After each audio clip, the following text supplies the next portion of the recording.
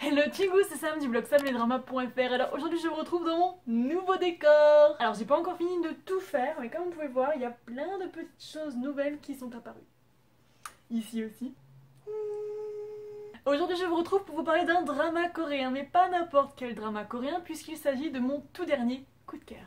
J'ai donc décidé de vous parler aujourd'hui de What's Wrong with Secretary Kim. C'est le drama qui a clairement marqué mon mois d'août. Et comme je pense la plupart des gens qui ont visionné ce drama, je me suis lancée pour le casting. Le drama raconte l'histoire d'un PDG narcissique qui personnifie à lui tout seul la folie des grandeurs. Il est intelligent, hautain et imbu de lui-même à un point absolument scandaleux. À ses côtés pour le servir jour et nuit, il a une secrétaire qui connaît ses attentes et ses habitudes dans le moindre détail. Elle travaille avec lui depuis 9 ans et du jour au lendemain, elle décide de quitter son emploi. Vous imaginez donc le chamboulement dans la vie de notre héros qui se dit « Oh my God !» Et du coup, tout le monde se demande « Mais qu'est-ce qui se passe avec la secrétaire Kim ?»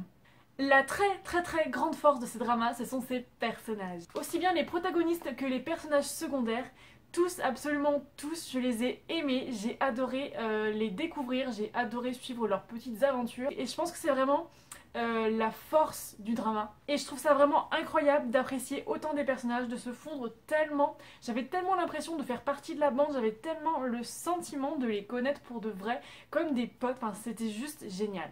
Histoire d'amour, commérage et petits complots rendent le drama vraiment très divertissant. Et j'ai d'ailleurs eu un énorme coup de cœur pour l'humour de What's Wrong with Secretary Kim parce que je me suis fendu la poire, il n'y a pas d'autre mot, pendant une bonne partie des épisodes. Vraiment, j'ai adoré l'humour, j'ai adoré les bruitages, j'ai adoré les scènes cocasses et ultra hilarantes.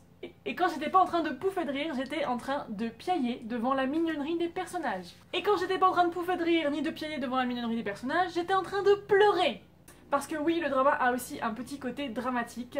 En fait, il y a une histoire de kidnapping qui rend le drama beaucoup plus intense et qui va venir apporter du suspense. Tellement de suspense qu'il y a eu des moments où j'avais envie de faire avance rapide pour savoir si ce que je pensais c'était la réalité. Enfin, c'était un truc de fou. J'ai vraiment trouvé que le drama avait vraiment suggéré ça pour nous garder en fait en haleine. Et donc pour moi, on a vraiment tous les ingrédients pour faire de ce drama une super rom-com. Enfin, je suis désolée, mais la romance avait une alchimie de malade. Il y a des scènes qui sont hyper chaudes. Et il y a des baisers, mais trop beaux. C'est un des dramas où il y a le plus de baisers que j'ai vu jusqu'à présent. Et on a le droit en fait à 3 romances en tout parce qu'il y a 2 romances secondaires, dont une, mais qui m'a totalement séduit. J'étais en admiration totale devant ce couple. Mais je ne vais pas vous en dire plus pour vous laisser deviner par vous-même. Et je vous laisse, pour ceux qui ont déjà vu le drama, aller regarder directement mon avis écrit qui sera en lien en barre de description. Certes, on va être honnête, je pense que le drama aurait pu se passer de 2 ou 3 épisodes, clairement. Parce que l'intrigue du kidnapping était résolue, il n'y avait pas forcément besoin d'avoir ces épisodes en plus, mais j'avoue que j'aimais tellement les personnages que ça ne m'a pas gênée, je me suis pas ennuyée en fait.